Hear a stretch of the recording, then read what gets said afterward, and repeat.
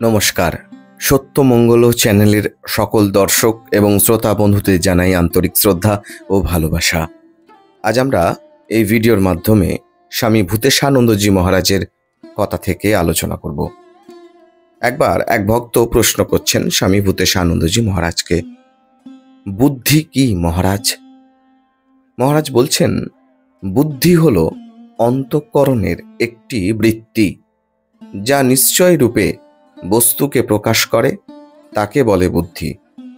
মন শুদ্ধ হলে বুদ্ধি শুদ্ধ হয়, বুদ্ধি শুদ্ধ হলে তাতে আত্মার প্রকৃত প্রতিফলন হবে। ঠাকুর বলেছেন, শুদ্ধ বুদ্ধি ও শুদ্ধ আত্মা এক। কাঁচ সম্পূর্ণ স্বচ্ছ হলে যেমন কোনো বাধা হবে না, তেমনি শুদ্ধ মনও কোনো বাধা সৃষ্টি করবে না। এজন্য ঠাকুর বলেছেন, শুদ্ধ মন, শুদ্ধ বুদ্ধি, শুদ্ধ আত্মা একই। ইন্দ্রিয় স্থূল দেহ অপেক্ষা শ্রেষ্ঠ। ইন্দ্রিয় অপেক্ষা মন এবং মন অপেক্ষা বুদ্ধি শ্রেষ্ঠ। দেহাদি বুদ্ধন্তে, সকলের অভ্যন্তরে অবস্থিত যিনি, তিনি বুদ্ধির দ্রষ্টা, শুদ্ধ বুদ্ধ মুক্ত আত্মা। বুদ্ধির পরও কেন বলা হলো?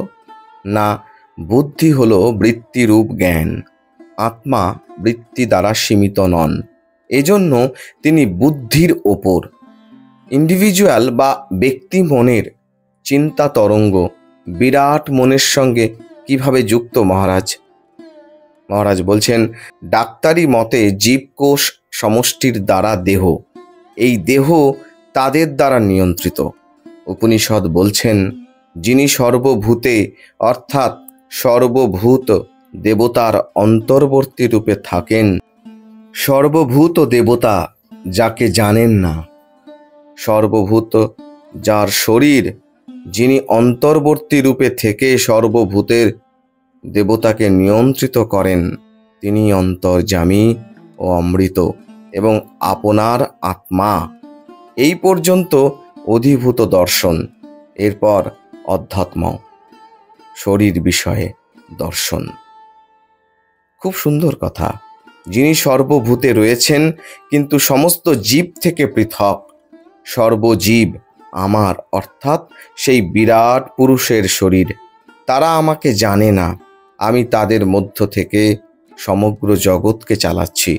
সুতরাং আমার অর্থাৎ বিরাটের মনের প্রতিফলনই প্রতিটি ব্যক্তির মনে।